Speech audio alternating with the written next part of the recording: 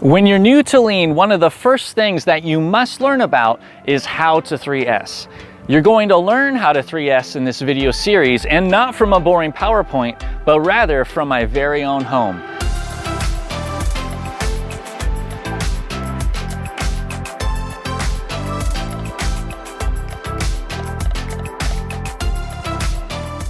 In this first video, you're going to receive an overview of 3S and learn 3 requirements to succeed. And if you don't meet these requirements, you are guaranteed to fail, so make sure you watch to the very end. Now let's get started with the overview. 3S is very simple. It's 3 practices that all start with the letter S. The first is to sort, which means to get rid of all the stuff you don't need. Sorting eliminates clutter, opens up space, and reduces the motion and frustration associated with searching for what you need. The second is to shine, which is to clean everything so that problems are made obvious. Shining puts the pride and joy back into your work because everyone can appreciate a clean and tidy work environment, but it also prevents quality, safety, and maintenance problems and develops a mindset to catch problems while they're still small. The third is to standardize, which is to create standards of all kinds for how you use your space and get your work done. Standardization helps you capture best practices, respect each other, and function like a team. You just cannot succeed if you underappreciate the crucial role of standardization. The best thing about 3Sing is it can be quick. It only takes a few minutes in the morning or at the start of your shift. Now, a lot of companies like to blend their 3Sing period into a time of Kaizen, of continuous improvement, in which you improve your standards and make everything better. And that's awesome. It's a ton of fun. But 3Sing is the fundamentals. It's the starting point for Kaizen and making things better.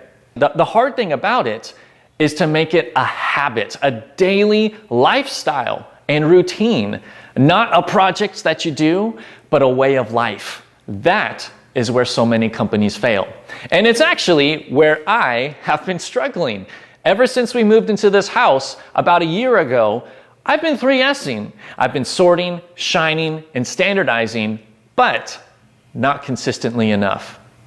If you're going to succeed in business or even just in life, you've got to have an approach for dealing with constant change, because change is continuous. You've got new products, new processes, new people, new problems, new everything. Change is normal.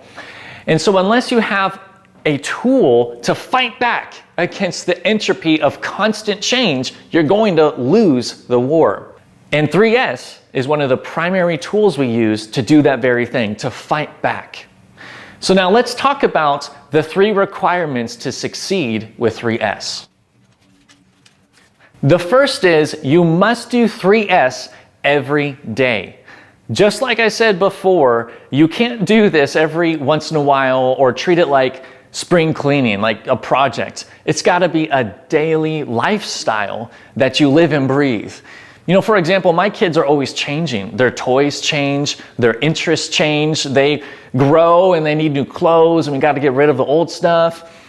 They're always changing. So unless my wife and I keep up with a 3S lifestyle every day, we're going to be buried in a mountain of change. So you must do 3S every day.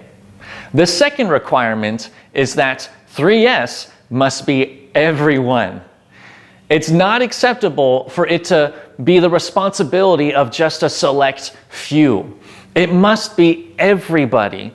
Now, even in my own family, my little kids, they're young. They're 2, 4, and 6 years old. They have some limits. However, to create a family dynamic of respect and responsibility, even they need to learn to participate in 3S, in sorting, in shining, and even standardizing to a degree. When they grow up, they'll do even more. But you, in an organization full of adults, everybody needs to participate.